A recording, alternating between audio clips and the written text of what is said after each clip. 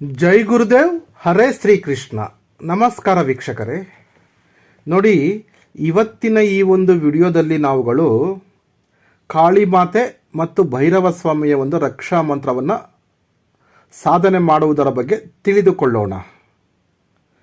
ನೋಡಿ, ಇದೊಂದು ತುಂಬ ಪವರ್ಫುಲ್ ಆಗಿರ್ತಕ್ಕಂಥ ಒಂದು ರಕ್ಷಾ ಮಂತ್ರ. ರಕ್ಷಾ ಮಂತ್ರದ ಜೊತೆಗೆ ಇದು ಬಂಧನ ಮಂತ್ರನೂ ಸಹ ಆಗಿರ್ತದೆ. ಅಂದರೆ ಈ ಮಂತ್ರದಲ್ಲಿ ನಮಗೆ ರಕ್ಷಣೆಯನ್ನು ನಾವು ಕೋರಬಹುದು, ಜೊತೆಗೆ ಬಂಧನವನ್ನು ಹಾಕ್ಕೊಳ್ಬಹುದು. ಎರಡೂ ಪ್ರಯೋಗ ಇರ್ತಕ್ಕಂತಹ ಒಂದು ತುಂಬ ಪವರ್ಫುಲ್ ಆಗಿರ್ತಕ್ಕಂತಹ ಒಂದು ರಕ್ಷಾ ಮಂತ್ರ ಇದು. ಕಾಳಿ ಮತ್ತು ಭೈರವ ಸ್ವಾಮಿಯ ಒಂದು ರಕ್ಷಾ ಮಂತ್ರ. ನೋಡಿ, ನಿಮ್ಗೇನಾದರೂ ಮಾಟ ಮಂತ್ರದ ಸಮಸ್ಯೆ ಇದ್ದರೆ, ವಾಮಾಚಾರಗಳ ಪ್ರಯೋಗ ಆಗಿದ್ದರೆ ಈ ಒಂದು ರಕ್ಷಾ ಮಂತ್ರವನ್ನು ನೀವು ಸಾಧನೆ ಮಾಡಿ ಸಿದ್ಧಿ ಮಾಡಿಕೊಳ್ಬಹುದು. ಅಥವಾ ನಿಮಗೆ ಭೂತ ಪ್ರೇತಗಳ, ಪಿಶಾಚಿಗಳ ಅಥವಾ ಈ ಪ್ರೇತಾತ್ಮಗಳ ತೊಂದರೆ ಇತ್ತು ಅಂದರೆ, ನಿಮ್ಮ ದೇಹದಲ್ಲಿ, ನಿಮ್ಮ ಮನೆಯಲ್ಲಿ ಈ ಭೂತ ಪ್ರೇತ ಪಿಶಾಚಿಗಳ ಅಥವಾ ಪ್ರೇತ ಬಾಧೆ, ಪ್ರೇತಾತ್ಮಗಳ ತೊಂದರೆ ಇತ್ತು ಅಂದರೆ ಅಂಥವರು ಸಹ ಈ ಒಂದು ರಕ್ಷಾ ಮಂತ್ರವನ್ನು ಜಪ ಮಾಡಿ ಸಿದ್ಧಿ ಮಾಡ್ಕೊಳ್ಳೋದ್ರಿಂದ ನಿಮಗೆ ರಕ್ಷಣೆ ಸಿಗುತ್ತೆ. ಜೊತೆಗೆ ನಿಮ್ಮ ಮನೆಗೂ ಸಹ ರಕ್ಷಣೆ ಸಿಗುತ್ತೆ. ಈ ಋಣಾತ್ಮಕ ಶಕ್ತಿಗಳು ಅಂದರೆ ನೆಗೆಟಿವ್ ಎನರ್ಜೀಸ್ ಇರ್ತಕ್ಕಂತಹ ವ್ಯಕ್ತಿಗಳು ಹಾಗೆ ಮನೆಗಳಲ್ಲಿ ಸಮಸ್ಯೆ ಇರ್ತಕ್ಕಂಥವ್ರು ಈ ಒಂದು ರಕ್ಷಾ ಮಂತ್ರವನ್ನು ಜಪ ಮಾಡಿ ಸಿದ್ಧಿ ಮಾಡಿಕೊಳ್ಳೋದ್ರಿಂದ ತುಂಬ ಉಪಯುಕ್ತವಾಗ್ತದೆ ಅವ್ರಿಗೆ. ಹಾಗೆ ನಿಮಗೆ ಶತ್ರುಗಳಿದ್ರೆ ಶತ್ರುಗಳಿಂದ ಸಹ ಇದು ನಿಮಗೆ ರಕ್ಷಣೆ ಸಿಗುತ್ತೆ. ಅಥವಾ ದೀರ್ಘಕಾಲದ ರೋಗ ನಿಮಗೆ ಆವರಿಸ್ಕೊಂಡಿದ್ರೆ, ಕಾಯಿಲೆಗಳು, ರೋಗಗಳು, ವಾಸಿಯಾಗದೇ ಇರತಕ್ಕಂತಹ ದೀರ್ಘಕಾಲದ ರೋಗಗಳು, ಅಂದರೆ ಈ ರೋಗಗಳು ಬಂದ್ಬಿಟ್ಟು ನಿಮಗೆ ಮಾಟ ಮಂತ್ರ, ವಾಮಾಚಾರ ಪ್ರಯೋಗದಿಂದ ಬಂದಿದ್ರೆ ಅಥವಾ ಪ್ರೇತಾತ್ಮದ ಬಾಧೆಯಿಂದ ನಿಮಗೆ ರೋಗಗಳು ಬಂದಿದ್ದರೆ ಅಂಥವು ಈ ಒಂದು ಮಂತ್ರವನ್ನು ಜಪ ಮಾಡಿ ಸಾಧನೆ ಮಾಡಿ ಸಿದ್ಧಿ ಮಾಡ್ಕೊಳ್ಳೋದ್ರಿಂದ ಅಂತಹ ರೋಗಗಳು ಸಹ, ಕಾಯಿಲೆಗಳು ಸಹ ವಾಸಿಯಾಗುತ್ತೆ.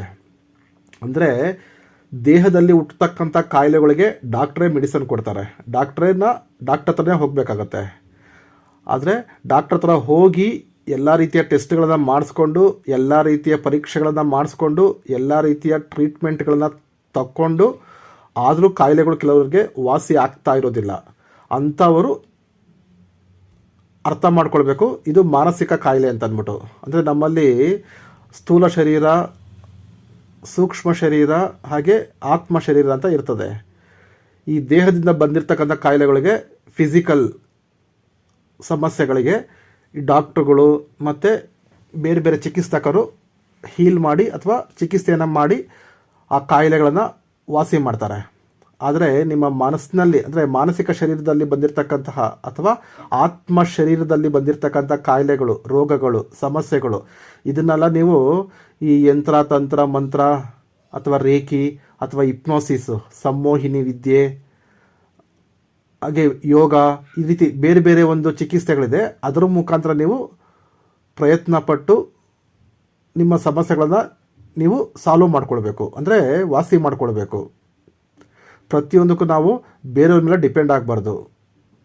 ಯಾರೇ ಆಗಲಿ, ಡಾಕ್ಟ್ರ್ ಆಗಿರ್ಬೋದು, ಮಂತ್ರವಾದಿ ಆಗಿರ್ಬೋದು, ಜ್ಯೋತಿಷಿಗಳಾಗಿರ್ಬೋದು ಅಥವಾ ಚಿಕಿತ್ಸಕರಾಗಿರ್ಬೋದು, ಅವರು ನಿಮಗೆ ಅರ್ಧ ಅಷ್ಟೇ ನಿಮಗೆ ಅವರು ಸಾಲ್ವ್ ಮಾಡ್ಕೊಡೋದು. ಅಂದರೆ ನಿಮ್ಮ ಸಮಸ್ಯೆಗಳಾಗಲಿ ಅಥವಾ ನಿಮ್ಮ ಕಾಯಿಲೆಗಳಾಗಲಿ ಅಥವಾ ನಿಮ್ಮ ಪ್ರಾಬ್ಲಮ್ಸ್ಗಳಾಗಲಿ, ಅದಕ್ಕೆ ಅವರು 50% ನಿಮಗೆ ಸಹಾಯ ಮಾಡ್ಬೋದು. ಇನ್ನು ಉಳಿದ 50% ನಿಮಗೆ ನೀವೇ ಪ್ರಯತ್ನಪಟ್ಟು ಆ ಒಂದು ಸಮಸ್ಯೆಯನ್ನು, ಆ ಒಂದು ಕಾಯಿಲೆಯನ್ನು ನೀವು ವಾಸಿ ಮಾಡ್ಕೊಳ್ಬೇಕು. ಆ ಒಂದು ಸಮಸ್ಯೆಯನ್ನು ನೀವು ನಿವಾರಣೆ ಮಾಡಿಕೊಳ್ಬೇಕು ನಿಮ್ಮ ಸ್ವಂತ ಪ್ರಯತ್ನದಿಂದ. ಜೊತೆಗೆ ನೀವೇನಾದರೂ ಸಾಧನೆಗಳು ಮಾಡ್ತಕ್ಕಂಥ ಸಮಯದಲ್ಲಿ ಅಥವಾ ಈ ರಕ್ಷಾ ಮಂತ್ರವನ್ನು ನೀವು ಹಾಕ್ಕೊಂಡು ಸಾಧನೆಗಳನ್ನು ಮಾಡಬಹುದು. ಈ ಸ್ಮಶಾನಗಳಲ್ಲಿ ಅಥವಾ ನಿರ್ಜನ ಪ್ರದೇಶಗಳಲ್ಲಿ ಅಥವಾ ಒಂಟಿ ಮನೆಗಳಲ್ಲಿ ಅಥವಾ ಕೆಲವೊಂದು ವಾಸ್ತು ಸರಿ ಇಲ್ಲದಿರ್ತಕ್ಕಂಥ ಜಾಗಗಳು ಇರ್ತದೆ. ಅಂಥ ಸಮಯದಲ್ಲಿ ಅಥವಾ ರಾತ್ರಿ ಸಮಯದಲ್ಲಿ ಎಲ್ಲಾದರೂ ಒಂಟಿಯಾಗಿ ನೀವು ಹೋಗಬೇಕಾದಂತಹ ಪರಿಸ್ಥಿತಿ ಬಂದಾಗ ಆಗ ಸಹ ಇಂತಹ ರಕ್ಷಾ ಮಂತ್ರಗಳನ್ನು ನೀವು ಜಪ ಮಾಡಿ ಸಿದ್ಧಿ ಮಾಡ್ಕೊಳ್ಳೋದ್ರಿಂದ ನಿಮ್ಮ ಸುತ್ತಲೂ ಒಂದು ರೀತಿಯ ದೈವಿಕ ರಕ್ಷಣೆಯ ಒಂದು ಕ್ಷೇತ್ರ ಏರ್ಪಾಡಾಗುತ್ತೆ, ನಿರ್ಮಾಣ ಆಗುತ್ತೆ. ಆಗ ನಿಮಗೆ ಯಾವುದೇ ಭೂತ ಪ್ರೇತ ಪಿಶಾಚಿಗಳು, ಯಾವುದೇ ಒಂದು ಕೆಟ್ಟ ದೃಷ್ಟಿಗಳು, ಕೆಟ್ಟ ಶಕ್ತಿಗಳ ಸಮಸ್ಯೆ ನಿಮಗೆ ಆಗೋದಿಲ್ಲ. ಅಷ್ಟು ಪವರ್ಫುಲ್ ಆಗಿರ್ತಕ್ಕಂತಹ ಒಂದು ರಕ್ಷಾ ಮಂತ್ರ ಇದು. ನೋಡಿ, ಇಲ್ಲಿ ಕಾಳಿ ಮಾತೆ ಮತ್ತು ಭೈರವ ಸ್ವಾಮಿ ಇಬ್ಬರು ಸಹ ಬರ್ತಾರೆ ನಿಮ್ಮ ರಕ್ಷಣೆಗೆ. ಈ ಮಂತ್ರದಲ್ಲಿ ಅವರ ಹೆಸರುಗಳು ಇದೆ, ಅವರ ಒಂದು ಶಕ್ತಿ ಇದೆ. ಒಂದು ಕಡೆ ಕಾಳಿ ಮಾತೆ ಪಾರ್ವತಿಯ ಅವತಾರ, ಭೈರವ ಸ್ವಾಮಿ ಈಶ್ವರನ ಅವತಾರ, ಅಂದರೆ ಅವರು ಗಂಡ ಹೆಂಡತಿ ಆಗ್ತಾರೆ ಒಂದು ಕಡೆ. ಇನ್ನೊಂದು ಕೆಲವೊಂದು ಮಂತ್ರಗಳಲ್ಲಿ ಬರ್ತದೆ, ಈ ಭೈರವ ಸ್ವಾಮಿ ಕಾಳಿ ಮಾತೆಯ ಮಗ ಅಂತ ಬರ್ತದೆ. ಅದು ನಾನು ಮುಂದಿನ ವಿಡಿಯೋಗಳಲ್ಲಿ ಆ ರೀತಿಯ ಒಂದು ಮಂತ್ರ ಬಂದಾವಾಗ ನಾನು ನಿಮ್ಗೆ ಹೇಳ್ತೀನಿ, ಹೇಗೆ ಭೈರವ ಸ್ವಾಮಿ ಕಾಳಿ ಮಾತೆಗೆ ಮಗ ಆದರು, ಪುತ್ರ ಆದರು ಅಂತಂದ್ಬಿಟ್ಟು ಅದೊಂದು ಕೆಲವೊಂದು ಕಥೆಗಳಿದೆ. ಅದನ್ನು ನಿಮ್ಗೆ ಹೇಳ್ತೀನಿ ಮುಂದಿನ ಒಂದು ವಿಡಿಯೋಗಳಲ್ಲಿ. ಈಗ ನೀವು ಈ ಒಂದು ಸಾಧನೆಯನ್ನು ಭಕ್ತಿಯಿಂದ ಶ್ರದ್ಧೆಯಿಂದ ಮಾಡಿ. ಈ ಒಂದು ಸಾಧನೆಯನ್ನು ಮಾಡೋದಕ್ಕೆ ಇರ್ತಕ್ಕಂಥ ನೀತಿ ನಿಯಮಗಳು ಹಾಗೆ ಸಾಮಗ್ರಿಗಳ ಬಗ್ಗೆ ತಿಳಿಸ್ತೀನಿ, ತಿಳ್ಕೊಳ್ಳಿ. ನೋಡಿ, ಈ ಒಂದು ಸಾಧನೆಯನ್ನು ನೀವು ಪ್ರಾರಂಭ ಮಾಡಬೇಕಾಗಿರ್ತಕ್ಕಂಥ ದಿನ ಅಮಾವಾಸ್ಯೆ ಅಥವಾ ಗುರುಪುಷ್ಯ ಯೋಗ ಇರ್ತಕ್ಕಂತಹ ದಿನ, ಅಥವಾ ರವಿವಾರ ಅಂದರೆ ಭಾನುವಾರ ಮತ್ತು ಶನಿವಾರ. ಈ ದಿನಗಳಲ್ಲಿ ನೀವು ಈ ಒಂದು ವ್ರತವನ್ನು ನೀವು ಸಾಧನೆಯನ್ನು ಪ್ರಾರಂಭ ಮಾಡಬಹುದು. ಇದಕ್ಕೆ ದಿಕ್ಕು ಬಂದ್ಬಿಟ್ಟು ಉತ್ತರ ದಿಕ್ಕು ಅಥವಾ ಪಶ್ಚಿಮ ದಿಕ್ಕು. ಈ ದಿಕ್ಕಿಗೆ ನಿಮ್ಮ ಮುಖ ನೋಡಬೇಕು. ಆ ರೀತಿ ನೀವು ಕುತ್ಕೊಂಡು ಈ ಒಂದು ಜಪವನ್ನು ನೀವು ಮಾಡಬೇಕಾಗುತ್ತೆ. ಇದಕ್ಕೆ ದೀಪ ಬಂದ್ಬಿಟ್ಟು ತುಪ್ಪದ ದೀಪವನ್ನು ಬೇಕಾದ್ರೆ ನೀವು ಹಚ್ಬೋದು, ಅಥವಾ ಸಾಸಿವೆ ಎಣ್ಣೆಯ ದೀಪ ಅಥವಾ ಎಳ್ಳೆಣ್ಣೆಯ ದೀಪ ಹಚ್ಚಬೇಕಾಗತ್ತೆ. ಮಾಲೆ, ಇದಕ್ಕೆ ಬಂದ್ಬಿಟ್ಟು ರುದ್ರಾಕ್ಷಿ ಮಾಲೆಯನ್ನು ಸಹ ನೀವು ಬಳಸಬಹುದು, ಅಥವಾ ಕಪ್ಪು ಹಕೀಕ್ ಮಾಲೆ ಅಂತ ಬರ್ತದೆ, ಆ ಮಾಲೆಯನ್ನು ಸಹ ನೀವು ಈ ಒಂದು ಸಾಧನೆಗೆ ಜಪ ಮಾಡೋದಕ್ಕೆ ಬಳಸಬಹುದು. ಈ ಮಾಲೆಗಳು ಪ್ರಾಣ ಪ್ರತಿಷ್ಠಾಪನೆ ಪೂಜೆಯಾಗಿ ಸಿದ್ಧಿಯಾಗಿರಬೇಕು. ಅಂತಹ ಮಾಲೆಗಳನ್ನು ಮಾತ್ರ ನೀವು ಬಳಸಿದ್ರೆ ನಿಮಗೆ ಒಳ್ಳೆಯ ಫಲಿತಾಂಶ ಸಿಗ್ತದೆ. ಹಾಗೆ ಅಂಗಡಿದ ತಂದು ಶುದ್ಧಿ ಮಾಡ್ದೇ ಪ್ರಾಣ ಪ್ರತಿಷ್ಠಾಪನೆ ಪೂಜೆ ಮಾಡ್ದೇ ನೀವು ಬಳಸಿದ್ರೆ ಅಷ್ಟೊಂದು ಫಲ ಸಿಗೋದು ಸ್ವಲ್ಪ ಡೌಟು. ಜೊತೆಗೆ ನಮ್ಮ ಹತ್ರ ಒಂದು ರಕ್ಷಾ ಮಾಲೆ ಬರ್ತದೆ. ಆ ರಕ್ಷಾ ಮಾಲೆಯನ್ನು ಸಹ ನಾವು ಪ್ರಾಣ ಪ್ರತಿಷ್ಠಾಪನೆ ಪೂಜೆ ಮಾಡಿ ಅದನ್ನು ಕೆಲವರಿಗೆ ಕೊಡ್ತೀವಿ. ಆ ಒಂದು ರಕ್ಷಾ ಮಾಲೆಯನ್ನು ಅವರು ಹಾಕ್ಕೊಂಡ್ರೆ ಕೊರಳಲ್ಲಿ ಅಂದರೆ ಕುತ್ತಿಗೆಯಲ್ಲಿ ಅವರು ಹಾಕ್ಕೊಂಡ್ರೆ ಅವ್ರಿಗೆ ಲೈಫ್ ಲಾಂಗ್ ಅವ್ರಿಗೆ ರಕ್ಷಣೆ ಸಿಗುತ್ತೆ, ದೈವಿಕ ರಕ್ಷಣೆ. ಯಾವುದೇ ಭೂತ ಪ್ರೇತ ಪಿಶಾಚಿಗಳು ಮಾಟ ಮಂತ್ರದ ಪ್ರಯೋಗಗಳು, ಪ್ರೇತಾತ್ಮಗಳ ಬಾಧೆ ಯಾವುದು ಸಹ ಅವ್ರಿಗೆ ತಗಲೋದಿಲ್ಲ. ಅವರು ನಿದ್ರೆ ಮಾಡೋಗೂ ಸಹ ಆ ಒಂದು ಕುತ್ತಿಗೆಯಲ್ಲಿ ಈ ಒಂದು ರಕ್ಷಾ ಮಾಲೆ ಇದ್ದರೆ ಅದು ಅವ್ರನ್ನ ಪ್ರೊಟೆಕ್ಷನ್ ಮಾಡುತ್ತೆ. ಆ ರೀತಿಯ ನಿಮಗೆ ರಕ್ಷಾ ಮಾಲೆ ಬೇಕಿದ್ರೆ ನಮ್ಮನ್ನು ಸಂಪರ್ಕಿಸಿದ್ರೆ ನಾವು ನಿಮಗೆ ಅದನ್ನು ರೆಡಿ ಮಾಡಿ ಕಳಿಸ್ಕೊಡ್ತೀವಿ. ಈಗ ಜಪ ಸಂಖ್ಯೆ, ಈ ಒಂದು ಸಾಧನೆಯಲ್ಲಿ ನೀವು ಪ್ರತಿದಿನ ಒಂದು ಮಾಲೆ ಜಪ ಮಾಡಬೇಕಾಗತ್ತೆ. ಅದಕ್ಕಿಂತ ಬೇಕಾದ್ರೆ ಜಾಸ್ತಿ ನೀವು ಜಪ ಮಾಡಬಹುದು. ಒಂದು ಮಾಲೆ ಅಂದರೆ 108 ಸಾರಿ ಅಂತ ಅರ್ಥ. ಫೋಟೋ, ಮಂಟಪದ ಮೇಲೆ ಇರ್ತಕ್ಕಂಥ ಫೋಟೋ ಬಂದ್ಬಿಟ್ಟು ಕಾಳಿ ಮತ್ತು ಭೈರವ ಸ್ವಾಮಿಯ ಒಂದು ಫೋಟೋವನ್ನು ನೀವು ಇಡಬೇಕಾಗತ್ತೆ. ಕೆಲವು ಮನೆಯಲ್ಲಿ ಕಾಳಿ ಮತ್ತು ಭೈರವನ ಫೋಟೋ ಇರೋದಿಲ್ಲ, ಅಂಥವರು ಶಿವ ಪಾರ್ವತಿಯರ ಒಂದು ಫೋಟೋವನ್ನು ಇಡಬಹುದು.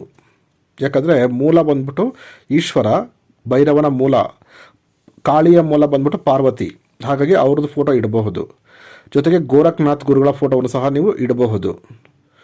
ಆಮೇಲೆ ನಿಮ್ಮ ಗುರುಗಳಿದ್ದರೆ ನಿಮ್ಮ ಗುರುಗಳ ಫೋಟೋವನ್ನು ಸಹ ಇಡಬಹುದು. ನಿಮ್ಮ ಇಷ್ಟ ದೇವರ ಫೋಟೋವನ್ನು ಸಹ ಇಡಬಹುದು, ಅಥವಾ ಮೂರ್ತಿಯನ್ನು ಇಡಬಹುದು.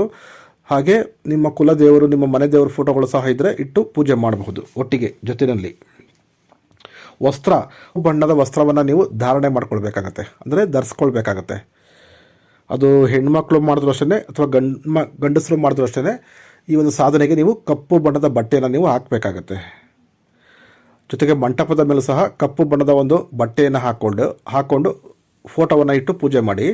ನೀವು ಕುಳಿತುಕೊಳ್ತಕ್ಕಂಥ ಆಸನ ಅಂದರೆ ನಿಮ್ಮ ಮಣೆ ತಗೊಳ್ಳಿ, ಒಂದು ಮಣೆ ಇರಬೇಕು. ಆ ಮಣೆ ಮೇಲೆ ಈ ಕಪ್ಪು ಬಣ್ಣದ ಒಂದು ವಸ್ತ್ರವನ್ನು ಹಾಕಿ ನೀವು ಕೂತ್ಕೊಂಡು ಜಪ ಮಾಡಬೇಕಾಗತ್ತೆ. ಯಾಕೆ ಈ ಥರ ಮಂಟಪ, ನಾವು ಧರಿಸ್ಕೊಳ್ತಕ್ಕಂಥ ಬಟ್ಟೆ ಮತ್ತು ಆಸನ, ಈ ಮೂರು ಮೇಲೆ ಈ ರೀತಿಯ ಬಣ್ಣಗಳು ಬದಲಾವಣೆ ಆಗ್ತಾ ಇರ್ತದೆ, ಬಟ್ಟೆಗಳ ಬಣ್ಣಗಳು ಬದಲಾವಣೆ ಮಾಡ್ತಾ ಇರಬೇಕಾಗುತ್ತೆ ಅಂತ ಅದ್ರ ಬಗ್ಗೆ ಮುಂದಿನ ವಿಡಿಯೋಗಳಲ್ಲಿ ತಿಳಿಸ್ತೀನಿ ಯಾಕೆ ಅಂತ ಅಂದ್ಬಿಟ್ಟು. ಒಂದೊಂದು ಸಾಧನೆಯಲ್ಲೂ ಒಂದೊಂದು ರೀತಿಯ ಬಣ್ಣ ಬರುತ್ತೆ. ಅದು ಹೂಗಳಾಗಿರ್ಬೋದು ಅಥವಾ ವಸ್ತ್ರ ಆಗಿರಬಹುದು. ಈ ಥರ ಯಾಕೆ ಆ ಬಣ್ಣದನೇ ಅಂತಂದರೆ ಅದ್ರ ಬಗ್ಗೆ ನಾನು ಮುಂದಿನ ವಿಡಿಯೋಗಳಲ್ಲಿ ತಿಳಿಸ್ತೀನಿ. ಈಗ ವ್ರತ ಮಾಡ್ತಕ್ಕಂಥ ದಿನ 11 ದಿನ ಬೇಕಾದ್ರೂ ಮಾಡ್ಬೋದು, ಅಥವಾ 21 ದಿನ ಬೇಕಾದ್ರೂ ನೀವು ವ್ರತವನ್ನು ನೀವು ಮಾಡಬಹುದು. ಇದಕ್ಕೆ ಸಮಯ ಬಂದ್ಬಿಟ್ಟು ನೀವು ಸಾಧನೆ ಮಾಡ್ತಕ್ಕಂಥ ಸಮಯ ರಾತ್ರಿ 9 ಗಂಟೆಯ ನಂತರ ಬೆಳಗಿನ ಜಾವ 3 ಗಂಟೆಯ ಒಳಗಡೆ ಮನೆಯ ಒಳಗಡೆ ಈ ಒಂದು ಸಾಧನೆಯನ್ನು ನೀವು ಮಾಡಬಹುದು. ಇದಕ್ಕೆ ಸಾಮಗ್ರಿ ಬಂದ್ಬಿಟ್ಟು ಗೂಗಲ್ ಮತ್ತು ಸಾಂಬ್ರಾಣಿ ಪುಡಿ ಜೊತೆಗೆ ಸ್ವಲ್ಪ ಕೆಂಡ ಮಾಡೋದಕ್ಕೆ ಕಲ್ಲಿದ್ದಲು ಬರ್ತದೆ. ಕಲ್ಲಿದ್ದಲಾಗಿರ್ಬೋದು ಅಥವಾ ನೀವೇ ಕೆಂಡ ಮಾಡ್ಕೊಬೋದು. ಇದು ಕೆಂಡ ಬೇಕಾಗತ್ತೆ, ಕೆಂಡನ ನೀವೇ ಮಾಡ್ಕೊಳ್ಬೇಕಾಗತ್ತೆ. ಸೌದೆಯನ್ನು ಹಚ್ಚಿ ಅದನ್ನು ಕೆಂಡ ಮಾಡ್ಕೊಳ್ಬೇಕಾಗತ್ತೆ. ಇಷ್ಟು ಬೇಕಾಗಿರ್ತಕ್ಕಂಥ ಒಂದು ಸಾಮಗ್ರಿಗಳು.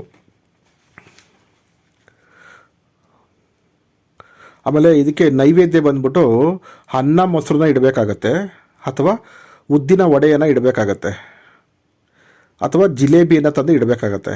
ಅಂದರೆ ಯಾವುದಾದ್ರೂ ಒಂದೊಂದು ತಂದು ಇಡಿ, ಪರವಾಗಿಲ್ಲ. ನಿಮ್ಮ ಕೈ ಸಾಧ್ಯ ಇದ್ದರೆ ನೀವು 3 ತಂದು ಒಟ್ಟಿಗೆ ಇಡ್ಬೋದು. ಅನ್ನ ಮೊಸರನ್ನ, ವಡೆ, ಜಿಲೇಬಿ, ಅಥವಾ 3 ಒಟ್ಟಿಗೆ ತಂದು ಇಡೋಕ್ಕೆ ಶಕ್ತಿ ಇಲ್ಲ ಅಂದರೆ ಒಂದೊಂದನ್ನು ಇಡಿ, ತೊಂದರೆ ಇಲ್ಲ. ನೀವು ಮಾಡ್ತಕ್ಕಂಥ ಸಾಧನೆಯ ದಿನಗಳಲ್ಲಿ ಈ ಒಂದು ಇಡಿ ಈ ಒಂದು ನೈವೇದ್ಯವನ್ನು ಇಡಬೇಕಾಗತ್ತೆ. ಜೊತೆಗೆ ಕುಡಿಯೋದಕ್ಕೆ ಒಂದು ಲೋಟದಲ್ಲಿ ನೀರನ್ನು ಇಡಬೇಕಾಗತ್ತೆ. ಜೊತೆಗೆ ಕಳಸ ಪ್ರತಿಷ್ಠಾಪನೆ ಮಾಡಿರಬೇಕು. ನೋಡಿ, ಈಗ ಸಾಧನೆಯ ಬಗ್ಗೆ ತಿಳಿಸ್ತೀನಿ, ತಿಳ್ಕೊಳ್ಳಿ. ನೀವು ಸ್ನಾನಾದಿಗಳನ್ನು ಮುಗಿಸ್ಕೊಂಡು ಸ್ವಚ್ಛವಾಗಿರ್ತಕ್ಕಂಥ ಬಟ್ಟೆನೇ ಹಾಕ್ಕೊಳ್ಬೇಕಾಗತ್ತೆ. ನೀವು ಅಂದರೆ ಪ್ರತಿದಿನ ನೀವು ಸಾಧನೆಗೆ ಅಂತಲೇ ಒಂದು ಸಟ್ಟು ಬಟ್ಟೆನ ಎತ್ತಿಟ್ಬಿಡ್ಬೇಕು. ಆ ಬಟ್ಟೆನ ಹಾಕ್ಕೊಂಡು ಸಾಧನೆ ಮಾಡಬೇಕಾಗತ್ತೆ.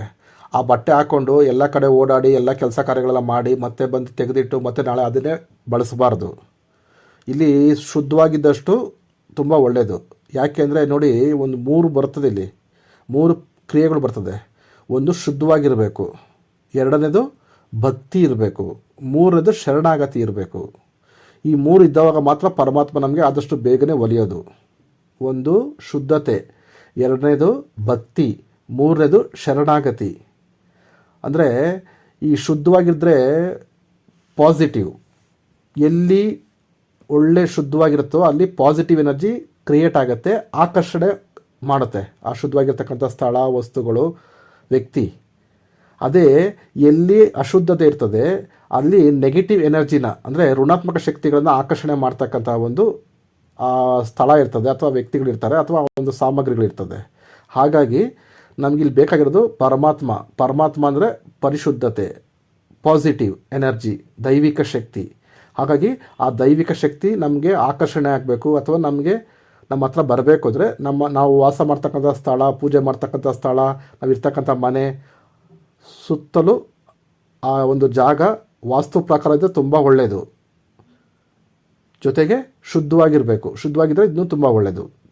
ಇದು ಅರ್ಥ ನಿಮಗೆ ದೇವರು ಹೊಲ್ದ ಹಾಗೆಯೇ. ನೀವು ಶುದ್ಧವಾಗಿದ್ದರೆ, ನೀವು ನಿಮ್ಮ ವಸ್ತ್ರ, ನಿಮ್ಮ ಒಂದು ಸ್ಥಳ. ನೆಕ್ಸ್ಟ್ ಬಂದ್ಬಿಟ್ಟು ಭಕ್ತಿ. ನಿಮ್ಮ ಹತ್ರ ಏನಿರಲಿ ಇಲ್ಲದೆ ಹೋಗಲಿ, ಭಕ್ತಿ ವೆರಿ ವೆರಿ ಇಂಪಾರ್ಟೆಂಟು. ಆ ಭಕ್ತಿಯಿಂದ ಮಾಡಿದ್ರೆ ಇನ್ನೊಂದು 40%, ಇನ್ನೊಂದು 50% ದೇವರು ಹೊಲ್ದು ಬಿಡ್ತಾನೆ.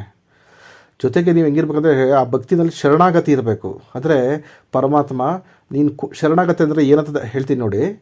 ನೀನು ಕೊಟ್ಟರೂ ಒಳ್ಳೆಯವನೇ, ಕೊಡದೇ ಇದ್ದರೂ ಒಳ್ಳೆಯವನೇ. ನಾನು ನಿನ್ನ ಮೇಲೆ ಬೇಜಾರು ಮಾಡ್ಕೊಳ್ಳಲ್ಲ, ಕೋಪ ಮಾಡ್ಕೊಳ್ಳಲ್ಲ, ಅಥವಾ ನಿನ್ನನ್ನು ಬಿಡೋದಿಲ್ಲ. ಕೊಟ್ಟರು ನೀನೇ, ಕೊಡದೇ ಇದ್ದರೂ ನೀನೇ, ಸರ್ವವೂ ನೀನೇ ಅಂತ ಆ ಒಂದು ಮನೋಭಾವನೆಯಲ್ಲಿ ನಾವು ಮಾಡಬೇಕಾಗತ್ತೆ ಈ ಒಂದು ವ್ರತವನ್ನು, ಸಾಧನೆಯನ್ನು, ಪೂಜೆಗಳನ್ನು. ಕೆಲವರು ಏನು ಮಾಡ್ತಾರೆ ಅವ್ರಿಗೆ ಫಲಿತಾಂಶ ಬರಲಿಲ್ಲ, ರಿಸಲ್ಟ್ ಬರಲಿಲ್ಲ ಅಂದರೆ ದೇವರೇ ಸರಿಲ್ಲ, ಈ ಸಾಧನೆ ಸರಿಲ್ಲ, ಈ ಒಂದು ಇದೇ ಸರಿಲ್ಲ ಅಂದ್ಬಿಟ್ಟು ದೂರ್ತಾರೆ. ಅಂದರೆ ಅಪಹಾಸ್ಯ ಮಾಡ್ತಾರೆ ಅಥವಾ ಬೇಜಾರು ಮಾಡ್ಕೊಳ್ತಾರೆ. ಯಾಕೆ ಅಂದರೆ ಈ ಮಾತು ಹೇಳ್ತಾ ಇದ್ದೀನಿ ಅಂದರೆ, ನೇರವಾಗಿ ನೇರ ಸ್ಟಾರ್ಟಿಂಗ್ನಲ್ಲೇ ದೇವರು ನಮಗೇನು ಕೊಡೋದಿಲ್ಲ. ನಮ್ಮನ್ನ ಪರೀಕ್ಷೆ ಮಾಡಿ ಆ ಪರೀಕ್ಷೆಯಲ್ಲಿ ಗೆದ್ದ ನಂತರ ಕೊನೆಯದಾಗಿ ನಮಗೆ ಫಲಿತಾಂಶವನ್ನು ಕೊಡ್ತಾನೆ. ಅಲ್ಲಿಗಡೆ ನಾವು ಕಾಯಬೇಕು, ಅಥವಾ ಕೊಡಲಿ ಬಿಡಲಿ ನಾವು ಒಂದೇ ಮನೋಭಾವನೆಯಲ್ಲಿ ಇರಬೇಕಾಗತ್ತೆ. ಇದನ್ನು ಶರಣಾಗತಿ ಅಂತ ಹೇಳ್ತಾರೆ. ಹಾಗಾಗಿ ಇವು 3 ಇದ್ದರೆ ತುಂಬ ಒಳ್ಳೆಯದು. ಒಂದು ಶುದ್ಧತೆ, 2ನೇದು ಭಕ್ತಿ, 3ನೇದು ಶರಣಾಗತಿ. ಓಕೆ, ಈಗ ಸ್ನಾನಾದಿಗಳನ್ನು ಮುಗಿಸ್ಕೊಂಡು ಬಂದು ನೀವು ನಿಮ್ಮ ದೇವರ ಕೋಣೆಯಲ್ಲಿ ಕೂತ್ಕೊಂಡು ಈ ಒಂದು ಸಾಧನೆಯನ್ನು ಮಾಡಿ, ಅಥವಾ ನಿಮ್ಗೆ ಯಾವುದಾದ್ರೂ ಏಕಾಂತವಾದ ಕೋಣೆ ಇದ್ದರೆ ಒಳ್ಳೆಯದು, ಅಂದರೆ ರೂಮ್ ಇದ್ದರೆ ಒಳ್ಳೆಯದು. ಈಗ ನೀವು ತಂದಿರ್ತಕ್ಕಂಥ ವಸ್ತುಗಳು, ಅಲ್ಲಿ ಮಂಟಪ ಏನಿದೆ ಎಲ್ಲವನ್ನು ಗಂಗಾ ಜಲದಿಂದ ಶುದ್ಧಿ ಮಾಡ್ಕೊಳ್ಳಿ. ಶುದ್ಧಿ ಮಂತ್ರವನ್ನು ಹೇಳಿ ಗಂಗಾ ಜಲದಿಂದ ಎಲ್ಲ ಶುದ್ಧಿ ಮಾಡ್ಕೊಳ್ಳಿ. ಯಾಕೆಂದರೆ ಅಂಗಡಿನ ತರುವಾಗ ನೋಡಿರಬೇಕು, ನಾನು ಮೊನ್ನೆ ಹೂವಿನ ಮಾರ್ಕೆಟ್ಗೆ ಹೋಗಿದ್ದೆ, ಕಾಲಲ್ಲೆಲ್ಲ ತುಳಿತಾರೆ, ಕಾಲಲ್ಲಿ ದಾಟ್ತಾರೆ, ಕಸ ಥರ ಇದು ಮಾಡ್ತಾರೆ ಆ ಹೂವು ರಾಶಿನಲ್ಲಿ. ಅವ್ರಿಗೆ ದೇವ್ರಿಗಿಡಂಥ ವಸ್ತು ಅನ್ನೋ ಒಂದು ಪ್ರಜ್ಞೆನೇ ಇಲ್ಲ. ಹಾಗಾಗಿ ನಾವು ತಂದ ಮೇಲೆ ಅದನ್ನು ಶುದ್ಧಿ ಮಾಡಬೇಕಾಗತ್ತೆ. ಶುದ್ಧಿ ಮಾಡಿಕೊಂಡು ಆನಂತರ ನಾವು ಪೂಜೆಗೆ ಬಳಸಬೇಕಾಗತ್ತೆ. ಈಗ ಶುದ್ಧೀಕರಣ ಆಯಿತು. ಈಗ ಮಂಟಪದ ಮೇಲೆ ಇರ್ತಕ್ಕಂತಹ ಕಳಸ, ದೇವರ ಫೋಟೋಗಳಿಗೆಲ್ಲ ಪಂಚೋಪಚಾರ ಪೂಜೆ ಮಾಡಿ, ನೈವೇದ್ಯವನ್ನು ಇಡಿ, ಪಾನೀಯವನ್ನು ಇಟ್ಟು ಪೂಜೆ ಮಾಡಿ. ನಿಮ್ಗೆ ಯಾವ ರೀತಿ ಬರುತ್ತೋ ಆ ರೀತಿ ಭಕ್ತಿಯಿಂದ ಪೂಜೆ ಮಾಡಿ. ಮೊಬೈಲ್ನ ದೂರ ಇಟ್ಬಿಡಿ, ಮೊಬೈಲ್ ಇಟ್ಕೊಂಡು ಪೂಜೆ ಮಾಡಿಬಿಡಿ ಯಾವತ್ತೂ. ಯಾಕಂದರೆ ದೇವ್ರು ನಮ್ಗೆ ಇಷ್ಟೆಲ್ಲ ಕೊಟ್ಟಿದ್ದಾನೆ, ನಾವು ದೇವ್ರಿಗೋಸ್ಕರ 1 ಅವರ್ 2 ಅವರ್ ಟೈಮ್ ಕೊಡೋಕ್ಕೂ ನಾವು ಯೋಚನೆ ಮಾಡ್ತೀವಿ. ಆ ರೀತಿ ಆಗಿದೆ ಈ ಕಲಿಯುಗ. ಈಗ ಪೂಜೆ ಎಲ್ಲ ಆದಮೇಲೆ ಆಸನಕ್ಕೆ ನಮಸ್ಕಾರ ಮಾಡಿ, ಆಸನದ ಮೇಲೆ ಕುತ್ಕೊಳ್ಳಿ, ಮಾಲೆ ತಗೊಳ್ಳಿ, ಮಾಲೆಗೂ ನಮಸ್ಕಾರ ಮಾಡಿ ಮಾಲೆಯನ್ನು ಜಪಕ್ಕೆ ಬಳಸ್ಕೊಳ್ಳಿ. ಈಗ ನೋಡಿ, ಮೊದಲಿಗೆ ಗಣಪತಿ ಮಂತ್ರ ಗಂ ಗಣಪತಯೇ ನಮಃ, ಈ ಮಂತ್ರವನ್ನು 21 ಸಾರಿ ಜಪ ಮಾಡಿ. ನೆಕ್ಸ್ಟು ನವಗ್ರಹ ಮಂತ್ರ ಓಂ ಬ್ರಹ್ಮಮುರಾರಿ ತ್ರಿಪುರಾಂತಕಾರಿ ಭಾನು ಶಶಿ ಭೂಮಿ ಸುತೋ ಬುಧಶ್ಚ ಗುರುಶ್ಚ ಶುಕ್ರ ಶನಿ ರಾಹು ಕೇತವ ಸರ್ವೇ ಗ್ರಹಂ ಶಾಂತಿಕರಾಭವಂತು. ಈ ಮಂತ್ರವನ್ನು ನೀವು 9 ಸಾರಿ ಆದರೂ ಹೇಳಿ ಅಥವಾ 21 ಸಾರಿ ಆದರೂ ಹೇಳಿ, ಜಪ ಮಾಡಿ. ಈಗ ಗುರು ಮಂತ್ರ. ಈ ಒಂದು ಸಾಧನೆಗೆ ನಿಮ್ಮ ಗುರುಗಳು ಇದ್ದರೆ ಆ ಗುರುವಿನ ಫೋಟೋ, ಆ ಗುರುಗಳು ಕೊಟ್ಟಿರ್ತಕ್ಕಂತಹ ಗುರು ಮಂತ್ರವನ್ನು ಇಲ್ಲಿ 108 ಸಾರಿ ಜಪ ಮಾಡಿ. ನಿಮ್ಗೆ ಯಾರು ಗುರುಗಳು ಇಲ್ಲ ಅಂದರೆ ಈಶ್ವರನ ಈ ಒಂದು ಸಾಧನೆಗೆ ಗುರುವಾಗಿ ಸ್ವೀಕರಿಸಿ ಸಾಧನೆ ಮಾಡಬಹುದು. ಈಶ್ವರನ ಪಂಚಾಕ್ಷರಿ ಗುರು ಮಂತ್ರ ಈ ರೀತಿ ಇದೆ: ಓಂ ನಮ ಶಿವಾಯ, ಓಂ ನಮ ಶಿವಾಯ, ಓಂ ನಮ ಶಿವಾಯ. ಈ ಗುರು ಮಂತ್ರವನ್ನು ನೀವು 108 ಸಾರಿ ಜಪ ಮಾಡಿ. ಅಥವಾ ಶ್ರೀಕೃಷ್ಣ ಪರಮಾತ್ಮನನ್ನು ಸಹ ಈ ಒಂದು ಸಾಧನೆಗೆ ನೀವು ಗುರುವಾಗಿ ಸ್ವೀಕರಿಸಿ ಸಾಧನೆ ಮಾಡಬಹುದು. ಶ್ರೀಕೃಷ್ಣನ ಗುರು ಮಂತ್ರ ಈ ರೀತಿ ಇದೆ: ಕ್ಲೀಂ ಕೃಷ್ಣಾಯ ನಮಃ, ಕ್ಲೀಂ ಕೃಷ್ಣಾಯ ನಮಃ, ಕ್ಲೀಂ ಕೃಷ್ಣಾಯ ನಮಃ. ಈ ಕೃಷ್ಣನ ಗುರು ಮಂತ್ರವನ್ನು 108 ಸಾರಿ ಜಪ ಮಾಡಿ. ಇದಾದ ಮೇಲೆ ಸಂಕಲ್ಪ ಮಾಡಬೇಕಾಗತ್ತೆ. ಬಲಗೈ ಹಸ್ತದ ಮೇಲೆ ಸ್ವಲ್ಪ ನೀರನ್ನು ಹಾಕ್ಕೊಳ್ಳಿ, ಗಂಗಾ ಜಲವನ್ನು ಹಾಕ್ಕೊಂಡು ಸಂಕಲ್ಪ ಮಾಡಿ. ನಿಮ್ಮ ಹೆಸರು, ನಕ್ಷತ್ರ, ಗೋತ್ರ, ವಾರ, ತಿಥಿ, ನಿಮ್ಮ ತಂದೆ ತಾಯಿ ಹೆಸರು, ನಿಮ್ಮ ವಯಸ್ಸು, ನಿಮ್ಮ ಸ್ಥಳದ ಹೆಸರು ಎಲ್ಲವನ್ನು ಹೇಳಿ, ನೀವು ಮಾಡ್ತಾ ಇರ್ತಕ್ಕಂಥ ಸಾಧನೆ ಬಗ್ಗೆ ಎಲ್ಲ ಹೇಳಿ, ಎಷ್ಟು ದಿನ ಸಾಧನೆ ಮಾಡ್ತೀರಿ ಅದನ್ನೇ ಹೇಳಿ, ಎಷ್ಟು ಮಾಲೆ ಜಪ ಮಾಡ್ತೀನಿ ಅದನ್ನು ಹೇಳಿಬಿಟ್ಟು ಸಂಕಲ್ಪ ಮಾಡಿಕೊಂಡು ನೀರನ್ನು ಅಲ್ಲೇ ಭೂಮಿ ಮೇಲೆ ಪಕ್ಕದಲ್ಲೇ ಬಿಟ್ಬಿಡಿ. ಈಗ ಕೈ ತೊಳ್ಕೊಳ್ಳಿ, ಕೈ ಒರೆಸ್ಕೊಳ್ಳಿ. ನಿಮ್ಮ ಪಿತೃಗಳಿಗೆ ನಮಸ್ಕಾರ ಮಾಡ್ಕೊಳ್ಳಿ. ನಿಮ್ಮ ಮನೆ ದೇವರು, ಕುಲದೇವರಿಗೆ ನಮಸ್ಕಾರ ಮಾಡ್ಕೊಳ್ಳಿ. ನಿಮ್ಮ ಇಷ್ಟ ದೇವರಿದ್ದ ಅವ್ರ ಹತ್ರ ಸಹ ನಮಸ್ಕಾರ ಮಾಡ್ಕೊಳ್ಳಿ. ಆಮೇಲೆ ಗುರುಗಳ ಹತ್ರ ಪರ್ಮಿಷನ್ ತೊಗೊಳ್ಳಿ. ಈ ಥರ ಸಾಧನೆ ಮಾಡ್ತಾಯಿದ್ದೀನಿ, ಪರಮಾತ್ಮ ಗುರುದೇವ ನನಗೆ ಆಶೀರ್ವಾದ ಮಾಡಿ ಅನುಗ್ರಹಿಸಿ ಆಜ್ಞೆ ಕೊಡಿ ಅಂತ ಕೇಳ್ಕೊಳ್ಳಿ. ಯಾಕಂದರೆ ಗುರು ಇಲ್ಲದೆ ಇದ್ದರೆ ಏನೂ ಇಲ್ಲ ಪ್ರಪಂಚದಲ್ಲಿ. ಗುರುವಿನ ಮುಖಾಂತರ ಹೋದರೆ ನಿಮಗೆ ಸದ್ಗತಿ ಬೇಗ ಸಿಗುತ್ತೆ. ಗುರುವಿಲ್ಲದೆ ಹಾಗೇ ಹೋದರೆ ನೀವು ತುಂಬ ಸುತ್ತಾಡಬೇಕಾಗತ್ತೆ, ತುಂಬ ಶ್ರಮ ಪಡಬೇಕಾಗತ್ತೆ. ಹಾಗಾಗಿ ಗುರು ಹತ್ರ ನೀವು ಆಜ್ಞೆ ತಗೊಂಡು ನೆಕ್ಸ್ಟ್ ಜಪ ಪ್ರಾರಂಭ ಮಾಡಿ. ಇಲ್ಲಿ ರಕ್ಷಾ ಮಂತ್ರ ಬರೋದಿಲ್ಲ, ಯಾಕಂದರೆ ಇದೇ ರಕ್ಷಾ ಮಂತ್ರ ಜೊತೆಗೆ ಬಂಧನ ಮಂತ್ರ ಇದು. ನೆಕ್ಸ್ಟ್ ಸರ್ವಾರ್ಥ ಸಿದ್ಧ ಶಾಬರ ಮಂತ್ರವನ್ನು ಜಪ ಮಾಡಿ. ಗುರು ಸಟ್ ಗುರು ಹೈ ವೀರ್, ಗುರು ಸಾಹಬ್ ಸುಮರೋ ಬಡಿ ಬಾತ್, ಸಿಂಗಿ ಟೋರೋ ಒನ್ ಕಹೋ ಮನ್ ನಾವೋ ಕರ್ತಾರ್, ಸಕಲ್ ಗುರುನ್ ಕಾ ಹರ್ ಬಜೆ ಗಟ್ಟಾ ಪಕರ್ ಉಟ್ ಜಾಕ್, ಚೇತು ಸಂಬಾರ್ ಶ್ರೀ ಪರಮಹಂಸ್. ಈ ಸರ್ವಾರ್ಥ ಸಿದ್ಧ ಶಾಬರ ಮಂತ್ರವನ್ನು 21 ಸಾರಿ ಜಪ ಮಾಡಿ. ಈಗ ಮೂಲ ಮಂತ್ರವನ್ನು ನೀವು ಪ್ರತಿದಿನ 1 ಮಾಲೆ ಜಪ ಮಾಡಬೇಕಾಗತ್ತೆ. ತುಂಬ ಸಿಂಪಲ್ ಆಗಿದೆ ಮಂತ್ರ, ಅರ್ಥ ಆಗೋ ಥರ ಇದೆ ನಿಮಗೆ. ಹಾಗಾಗಿ ನೋಡಿ, ಇಲ್ಲಿ ಇನ್ನೊಂದು ಏನಪ್ಪ ಅಂತಂದರೆ, ನಾನು ನಿಮ್ಗೆ ಅವಾಗಲೇ ಹೇಳಿದ್ದೆ ಗೂಗಲ್ ಮತ್ತು ಸಾಂಬ್ರಾಣಿ ಮತ್ತು ಬೆಂಕಿ ಕೆಂಡ ಬೇಕು ಅಂತ. ಅಂದರೆ ನೀವು ಈ ಮೂಲ ಮಂತ್ರವನ್ನು ಜಪ ಮಾಡತಕ್ಕಂಥ ಸಮಯದಲ್ಲಿ ಈ ಗೂಗಲ್ ಸಿಗುತ್ತಲ್ವ ಗ್ರಂಥಿಗೆ ಅಂಗಡಿಲಿ, ಅದು ಕಾಫಿ ಕಲರ್ ಬಣ್ಣದಲ್ಲಿ ಸಿಗುತ್ತೆ. ಗೂಗಲ್ ಅಂತ ಕೇಳಿ. ಇದರಲ್ಲಿ ಒರಿಜಿನಲ್ಲು ಬರುತ್ತೆ, ಡೂಪ್ಲಿಕೇಟು ಬರುತ್ತೆ. ಸ್ವಲ್ಪ ಕಾಸ್ಟ್ಲಿ ಆದರೂ ಪರವಾಗಿಲ್ಲ, ಒಳ್ಳೆ ಕಂಪ್ನಿದು ಒರಿಜಿನಲ್ ತಗೊಳ್ಳಿ. ಇದು ಕಾಫಿ ಬಣ್ಣದಲ್ಲಿರ್ತದೆ, ಕೆಲವೊಂದು ಕಪ್ಪು ಬಣ್ಣದಲ್ಲಿರ್ತದೆ ಗೂಗಲ್. ಅದನ್ನು ತೊಗೊಂಬಂದ್ಬಿಟ್ಟು ಜೊತೆಗೆ ಕಲ್ ಸಾಂಬಾಡಿ ತೊಗೊಳ್ಳಿ, ಎರಡನ್ನೂ ಕುಟ್ಟಿ ಪುಡಿ ಮಾಡ್ಕೊಳ್ಳಿ, ಪೌಡ್ರ್ ಮಾಡ್ಕೊಳ್ಳಿ, ಮಾಡಿಬಿಟ್ಟು ಒಂದು ಬೌಲಲ್ಲಿ ಇಕ್ಕೊಳ್ಳಿ, ಒಂದು ಬಟ್ಲಲ್ಲಿ ಇಕ್ಕೊಂಡು ಕೆಂಡನ ಹಚ್ಚಿ ಬೆಂಕಿ ಹಚ್ಚಿ ಸೌದೆಗೆ ಕೆಂಡ ಮಾಡ್ಕೊಳ್ಳಿ, ಅಥವಾ ಕಲ್ಲಿದ್ದಲು ಸಿಗುತ್ತೆ ಗ್ರಂಥಿಗಳಲ್ಲಿ, ಅದನ್ನು ತಂದು ಸಹ ನೀವು ಕೆಂಡ ಮಾಡ್ಕೊಬೋದು. ಮಾಡಿಬಿಟ್ಟು ಇಟ್ಕೊಂಡು ಈ ಮೂಲ ಮಂತ್ರ ಹೇಳ್ತಿರಲ್ವ, ಹೇಳೋ ಹೊತ್ತಿಗೆ ನೀವು ಸ್ವಲ್ಪ ಹಾಕಬೇಕು, ಅದು ಹೊಗೆ ಬರ್ತಾ ಇರಬೇಕು, ಆವಾಗ ನೀವು ಜಪ ಮಾಡಬೇಕಾಗುತ್ತೆ. ಅಂದರೆ ಗೂಗಲ್ ಹೊಗೆ ಬರ್ತಾ ಇರಬೇಕು, ಆ ಹೊಗೆನಲ್ಲಿ ನೀವು ಕೂತ್ಕೊಂಡು ಈ ಮೂಲ ಮಂತ್ರವನ್ನು ಜಪ ಮಾಡಬೇಕಾಗುತ್ತೆ, ಅವಾಗ ಇದು ಬೇಗ ಸಿದ್ಧಿ ಆಗುತ್ತೆ. ಇದು ಇರ್ತಕ್ಕಂಥ ಒಂದು ನಿಯಮ. ಈಗ ಧೂಪ ಹಾಕ್ಕೊಳ್ಳಿ, ಗೂಗಲ್ ಮತ್ತು ಸಾಂಬ್ರಾಣಿಯ ಒಂದು ಧೂಪವನ್ನು ಹಾಕ್ಕೊಂಡು ಈಗ ಮೂಲ ಮಂತ್ರವನ್ನು ಜಪ ಮಾಡಿ. ನೋಡಿ, ಇನ್ನೊಂದು ವಿಷಯ, ನೀವು ಯಾವುದೇ ಮಂತ್ರಗಳನ್ನು ಬುಕ್ ನೋಡಿಕೊಂಡು ಹೇಳ್ಕೊಡೋಕೋದ್ರೆ ನಿಮಗೆ ಏಕಾಗ್ರತೆ ಹೊರಟೋಗ್ಬಿಡ್ತದೆ. ಇಲ್ಲಿ ಏಕಾಗ್ರತೆ ಇದ್ದರೆ ಒಂದು ಶಕ್ತಿ ಬರುತ್ತೆ, ಮಾನಸಿಕ ಶಕ್ತಿ ಉತ್ಪತ್ತಿ ಆಗುತ್ತೆ ಏಕಾಗ್ರತೆಯಿಂದ. ವಿಲ್ ಪವರ್ ಅಂತ ಹೇಳ್ತಾರಲ್ವ, ಅದು ನಿಮಗೆ ಬರುತ್ತೆ ಏಕಾಗ್ರತೆ ಇದ್ದರೆ ನಿಮಗೆ.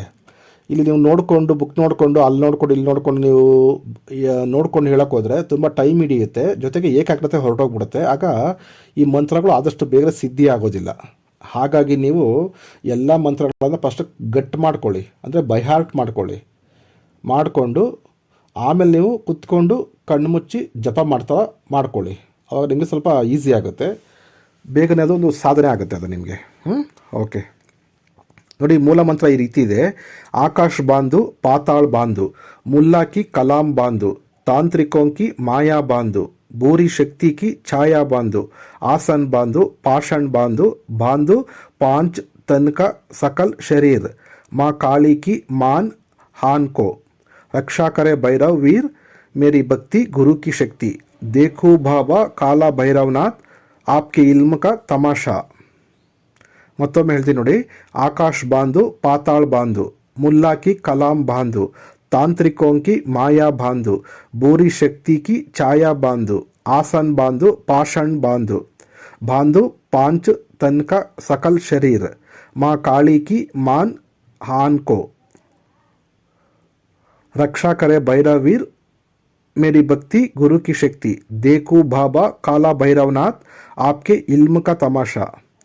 ಅಂದರೆ ಈ ಮಂತ್ರದ ಅರ್ಥ ನೋಡಿ. ಆಕಾಶವನ್ನು ಬಂಧಿಸು, ಪಾತಾಳವನ್ನು ಬಂಧನ ಮಾಡು. ಯಾರನ್ನ ಕೇಳೋದು? ಕಾಳಿ ಮಾತೆನ ಮತ್ತು ಭೈರವ ಸ್ವಾಮಿನ ಕೇಳೋದು. ಆಕಾಶವನ್ನು ಬಂಧನ ಮಾಡು, ಪಾತಾಳವನ್ನು ಬಂಧನ ಮಾಡು. ಮುಲ್ಲಾಕಿ ಕಲಾಂ ಅಂದರೆ ಈ ಮುಸ್ಲಿಮ್ಸವ್ರು ಏನಾದರೂ ನಿಮಗೆ ಪ್ರಯೋಗ ಮಾಡಿದರೆ, ಈ ಮಾಟ ಮಂತ್ರ ವಾಮಾಚಾರ ಏನಾದರೂ ಪ್ರಯೋಗ ಮಾಡಿದರೆ, ಅಥವಾ ಮುಸ್ಲಿಮ್ಸ್ ವ್ಯಕ್ತಿಗಳ ಪ್ರೇತಾತ್ಮಗಳು ಬಂದು ನಿಮಗೆ ತೊಂದರೆ ಕೊಡ್ತಾ ಇದ್ದರೆ ಅದನ್ನು ಸಹ ಬಂಧಿಸು. ಈ ಮುಲ್ಲಾಕಿ ಕಲಾಂ ಅಂದರೆ ಮುಸ್ಲಿಮ್ಸವ್ರು ಮಾಡಿರ್ತಕ್ಕಂತಹ ಒಂದು ಕ್ರಿಯೆಗಳನ್ನು ಬಂಧನ ಮಾಡುವಂಥ. ಆಮೇಲೆ ತಾಂತ್ರಿಕೋಂಕಿ ಮಾಯಾ ಬಾಂಧು, ತಾಂತ್ರಿಕ ಅಂದರೆ ಈ ಮಂತ್ರವಾದಿಗಳು ಮಾಡಿರ್ತಕ್ಕಂತಹ ಮಾಟ ಮಂತ್ರ ವಾಮಾಚಾರ ಏನಾದರೂ ಇದ್ದರೆ ಅದನ್ನು ಸಹ ಬಂಧನ ಮಾಡು. ಮತ್ತು ಬೂರಿ ಶಕ್ತಿ ಕಿ ಛಾಯಾ ಬಾಂಧು, ಬೂರಿ ಶಕ್ತಿ ಅಂದರೆ ಕೆಟ್ಟ ಶಕ್ತಿಗಳು ಅಂತ ಅರ್ಥ. ಹಿಂದಿಲಿ ಬೂರಿ ಅಂತಾರೆ, ಕನ್ನಡದಲ್ಲಿ ಕೆಟ್ಟ ಅಂತಾರೆ. ಅಂದರೆ ಈ ಕೆಟ್ಟ ಶಕ್ತಿಗಳ ನೆರಳು ಏನಾದರೂ ನಮ್ಮ ಮೇಲೆ ಬೀಳ್ತಾ ಇದ್ದರೆ, ಅಥವಾ ನಮ್ಮ ಮನೆ ಒಳಗಡೆ ಬೀಳ್ತಾ ಇದ್ದರೆ, ಅಥವಾ ನಮ್ಮ ಸುತ್ತಲೂ ಈ ಕೆಟ್ಟ ಶಕ್ತಿಗಳ ನೆರಳು ಓಡಾಡ್ತಾ ಇದ್ದರೆ ಅದನ್ನು ಸಹ ಬಂಧನ ಮಾಡು. ಆಮೇಲೆ ಆಸನ ಬಾಂಧು ಅಂದರೆ ನಾವು ಕುಳಿತುಕೊಳ್ತಕ್ಕಂಥ ಆಸನವನ್ನು ಬದ್ಧಿಸು, ಆ ಆಸನಕ್ಕೂ ಏನು ತೊಂದರೆ ಆಗಬಾರ್ದು. ಆಮೇಲೆ ಪಾಷಾಣ ಬಾಂಧು, ಪಾಷಾಣ ಅಂತಂದರೆ ವಿಷ ಅಂತ. ಅಂದರೆ ನೋಡಿ, ಇದು ನಿಮ್ಗೆ ಯಾರಾದರೂ ಮದ್ದೀಡು ಹಾಕಿದರೆ, ವಿಷ ಹಾಕಿದರೆ, ಹೊಟ್ಟೆಗೆ ವಿಷ ಹಾಕ್ತಾರೆ, ಅಂದರೆ ಮದ್ದೀಡು ಅಂದರೆ ವಿಷನೇ, ಅದು ಆ್ಯಕ್ಚುಲಿ ಸ್ಲೋ ಪಾಯ್ಸನ್ ಅದು. ಆ ಥರ ಏನಾದರೂ ಪಾಷಾಣ ವಿಷ ಹಾಕಿದರೆ, ಮದ್ದೀಡು ಹಾಕಿದರೆ ಅದನ್ನು ಸಹ ಬಂಧನ ಮಾಡಿ ನನಗೆ ರಕ್ಷಣೆ ಕೊಡು. ಜೊತೆಗೆ ಬಾಂಧು ಪಾಂಚ್ ತನಕ ಸಕಲ್ ಶರೀರ್ ಅಂದರೆ ನನ್ನ 5 ಶರೀರಗಳನ್ನು, ಒಂದು ಶರೀರ ಅಲ್ಲ ಇಲ್ಲಿ ಕೇಳಿರೋದು, ನನ್ನ 5 ಶರೀರಗಳನ್ನು ಸಹ ಬಂಧನ ಮಾಡು. ಅಂದರೆ ನೋಡಿ, ಅನ್ನಮಯ ಕೋಶ, ಪ್ರಾಣಮಯ ಕೋಶ, ಮನೋಮಯ ಕೋಶ, ವಿಜ್ಞಾನಮಯ ಕೋಶ, ಹಾಗೆ ಆನಂದಮಯ ಕೋಶ ಅಂತ ನಮಗೆ 5 ಶರೀರಗಳಿದೆ. ಆ 5 ಶರೀರಗಳನ್ನು ಸಹ ಬಂಧನ ಮಾಡಿ ನನಗೆ ರಕ್ಷಣೆ ಮಾಡು.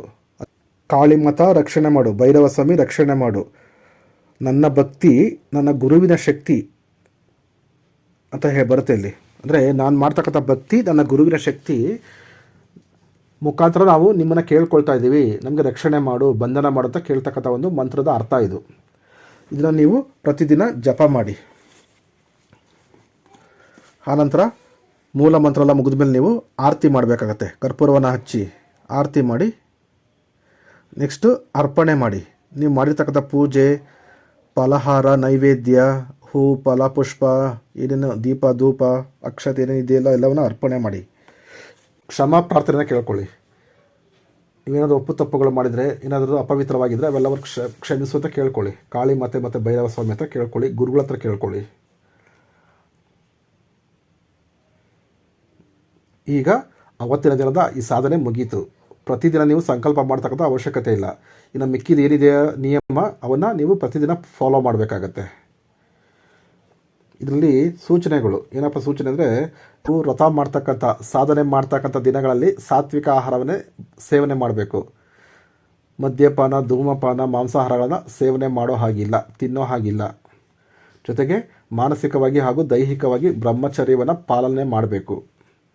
ಹಾಗೆ ನೀವು ಫ್ರೀ ಇದ್ದಂಥ ಸಮಯದಲ್ಲಿ ದೇವರ ನಾಮಜಪವನ್ನು ಮಾಡಬೇಕಾಗತ್ತೆ. ಕಾಳಿ ಮತ್ತು ಭೈರವ ಸ್ವಾಮಿಯದ ಅಥವಾ ನಿಮ್ಮ ಗುರುಗಳ ಒಂದು ನಾಮಜಪವನ್ನು ನೀವು ಮಾಡಬಹುದು. ಆಮೇಲೆ ಹೆಣ್ಮಕ್ಳು ಮಾಸಿಕ ಧರ್ಮ ಇದ್ದರೆ ಅದನ್ನು ಮುಗಿಸ್ಕೊಂಡು ಆನಂತರ ನೀವು ಪ್ರಾರಂಭ ಮಾಡಿ. ಅವಾಗ ಏನಾಗುತ್ತೆ, ನಿಮಗೆ 21 ಡೇಸ್ ಸಿಗುತ್ತೆ ನಿಮಗೆ, ಅಥವಾ 11 ದಿನ ಸಿಗುತ್ತೆ ನಿಮಗೆ. ಪ್ರಯೋಗ ಬಂದ್ಬಿಟ್ಟು ನೀವು ಇಲ್ಲಿ ಒಂದು ನಿಂಬೆಹಣ್ಣು ತೊಗೊಳ್ಳಿ. ಬೇರೆ ಇದು ನೋಡಿ, ನೀವೇ ಜಪ ಮಾಡಿದ್ರೆ ಅದು ನಿಮ್ಗೆ ಸಿದ್ಧಿ ಆಗುತ್ತೆ. ನಿಮ್ಮ ಸುತ್ತಲೂ ರಕ್ಷಣೆ ಇರ್ತದೆ, ರಕ್ಷಣಾ ಕವಚ ಇರ್ತದೆ, ದೈವಿಕ ರಕ್ಷಾ ಕವಚ ಇರ್ತದೆ. ನೀವು ಬೇರೆಯವ್ರಿಗೆ ಏನಾದರೂ ಮಾಡಬೇಕಂದ್ರೆ ನಿಂಬೆಹಣ್ಣು ಮುಖಾಂತರ ನಿಂಬೆಹಣ್ಣನ್ನು ಇಳೆ ತೆಗೆದ್ರ ಮುಖಾಂತರ ಬೇರೆಯವರಿಗೆ ಸಹಾಯ ಮಾಡ್ಬೋದು. ಅವರಲ್ಲಿರ್ತಕ್ಕಂಥ ಋಣಾತ್ಮಕ ಶಕ್ತಿ ತೆಗೆದು ಹಾಕ್ಬೋದು. ಅಥವಾ ಬೇವಿನ ಸೊಪ್ಪಿನಿಂದ ಅಥವಾ ಗಾಯಕ ಹಸುವಿನ ಬಾಲದಿಂದ ನೀವು ಇಳೆ ತೆಗೆದು ಜಾಡ ಹೊಡಿಬೋದು ಅವ್ರಿಗೆ. ಅವಾಗೂ ಸಹ ಅವ್ರ ಮೈಯಲ್ಲಿರ್ತಕ್ಕಂಥ ಎಲ್ಲ ಋಣಾತ್ಮಕ ಶಕ್ತಿಗಳು, ನೆಗೆಟಿವ್ ಎನರ್ಜಿ, ಭೂತ ಪ್ರೇತಗಳು ಬಿಟ್ಟು ಹೊರಟೋಗ್ಬಿಡ್ತದೆ.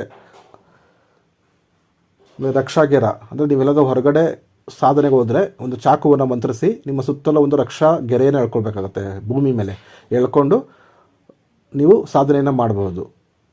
ಅಥವಾ ಅಲ್ಲಿ ನಿದ್ರೆ ಮಾಡಬೇಕಂತ, ಅಥವಾ ಅಲ್ಲಿ ಮಲ್ಕೊಳ್ಬೇಕಂತಹ, ಅಥವಾ ಅಲ್ಲಿ ಉಳ್ಕೊಳ್ಬೇಕಂತಹ ಸಮಯ ಬಂದಾಗ ಈ ರಕ್ಷಾ ಮಂತ್ರವನ್ನು ಹೇಳಿ ಒಂದು ಚಾಕುವಿನಿಂದ ನಿಮ್ಮ ಸುತ್ತಲೂ ಒಂದು ಗೆರೆಯನ್ನು ಹಾಕೊಂಡ್ರೆ ಆ ಗೆರೆಯನ್ನು ನಿಮ್ಮನ್ನ ಕಾಪಾಡುತ್ತೆ. ಅಥವಾ ನೀವು ಮಕ್ಕಳಿದ್ದರೆ ಮಕ್ಕಳಿಗೆ ಈ ಒಂದು ಮಂತ್ರವನ್ನು ಹೇಳಿ ನೀರನ್ನು ಅಭಿಮಂತ್ರಿಸಿ ಅವ್ರ ಮೇಲೆ ಚಿಮುಕಿಸ್ಬೋದು, ಇಲ್ಲ ಅವ್ರ ಮುಖಕ್ಕೆ ಎರಚಿ ಅವರಲ್ಲಿರ್ತಕ್ಕಂತಹ ಸಮಸ್ಯೆಯನ್ನು ನಿವಾರಣೆ ಮಾಡ್ಬೋದು. ಅಥವಾ ರೋಗಿಗಳಿದ್ದರೆ, ಈ ರೋಗಿಗಳು ಕಾಯಿಲೆ ಇರ್ತಕ್ಕಂಥ ವ್ಯಕ್ತಿಗಳಿದ್ದರೆ ಈ ಮಂತ್ರವನ್ನು ಹೇಳಿ ಅವರ ಹೆಸರನ್ನು ಸಂಕಲ್ಪ ಮಾಡುವಾಗ ಅವ್ರ ಹೆಸರು ಹೇಳಬೇಕಾಗತ್ತೆ. ಅವ್ರ ಹೆಸರನ್ನು ಹೇಳಿ ಸಂಕಲ್ಪ ಮಾಡಿಕೊಂಡು ಈ ಮಂತ್ರವನ್ನು ಹೇಳಿ ನೀರನ್ನು ಅಭಿಮಂತ್ರಿಸಿ ಆ ರೋಗಿಗಳಿಗೆ ಕೊಟ್ಟರೆ ಅವರು ಕುಡಿದ್ರೆ ಅವ್ರಿಗೂ ಸಹ ರಕ್ಷಣೆ ಸಿಗುತ್ತೆ. ಇಷ್ಟು ಪ್ರಯೋಗದ ಕ್ರಮಗಳು. ಅಥವಾ ಹಳದಿ ಸಾಸಿವೆ ತಗೊಂಡು ಅಭಿಮಂತ್ರಿಸಿ ನಿಮ್ಮ ಮನೆ ಸುತ್ತಲೂ ಸಹ ನೀವು ಹಾಕೊಬೋದು. ಹಳದಿ ಸಾಸಿವೆಯನ್ನು ಈ ಮಂತ್ರದಿಂದ ಅಭಿಮಂತ್ರಿಸಿ ನಿಮ್ಮ ಮನೆ ಸುತ್ತಲೂ ಅಥವಾ ನಿಮ್ಮ ವಸ್ತಿಲು ಅಲ್ಲೂ ಸಹ ನೀವು ಹಾಕ್ಕೊಂಡು ನಿಮ್ಮ ಮನೆಗೂ ಸಹ ರಕ್ಷಣೆ ಮಾಡ್ಕೊಬೋದು. ಇಷ್ಟು ಈ ಒಂದು ಪ್ರಯೋಗ ಕ್ರಮ. ನೀವು ಪ್ರತಿದಿನ ನೈವೇದ್ಯ ಇಡ್ತೀರಲ್ವಾ, ಆ ನೈವೇದ್ಯವನ್ನು ಏನು ಮಾಡಬೇಕಂತಂದರೆ ತಗೊಂಡೋಗಿ ಹಸುಗೆ ತಿನ್ನಿಸ್ಬೇಕು. ಹಸುವಿಗೆ ಮತ್ತು ಆ ನೈವೇದ್ಯವನ್ನು ತಿನ್ನಿಸ್ಬಿಟ್ರೆ ನಿಮ್ಮ ಪೂಜೆ ಫಲ ಸಿಕ್ತು ಅಂತ ಅರ್ಥ. ಕೆಲವೊಂದು ಪ್ರಯೋಗಗಳಲ್ಲಿ ನಾಯಿಗೆ ತಿನ್ನಿಸ್ಬೇಕಾಗತ್ತೆ, ಕೆಲವೊಂದು ಪ್ರಯೋಗಗಳಲ್ಲಿ ಹಸುವಿಗೆ ತಿನ್ನಿಸ್ಬೇಕಾಗತ್ತೆ, ಕೆಲವೊಂದು ಪ್ರಯೋಗಗಳಲ್ಲಿ ಮನೆಯವರು ನೀವೇ ತಿನ್ನಬೇಕಾಗತ್ತೆ, ಕೆಲವೊಂದು ಪ್ರಯೋಗಗಳಲ್ಲಿ ನೀವೊಬ್ಬರೇ ತಿನ್ನಬೇಕಾಗತ್ತೆ. ಈ ರೀತಿ ಸುಮಾರು ಇರುತ್ತೆ. ಹಾಗಾಗಿ ಅದನ್ನು ನೋಡ್ಕೊಂಡು ಮಾಡಿಕೊಳ್ಳಿ. ಓಕೆ, ಸರಿ ವೀಕ್ಷಕರೇ, ಇಷ್ಟು ಹೇಳ್ತಾ ಇವತ್ತಿನ ಈ ಒಂದು ವಿಡಿಯೋವನ್ನು ಇಲ್ಲಿಗೆ ಮುಗಿಸ್ತಾ ಇದ್ದೀನಿ. ಧನ್ಯವಾದಗಳು.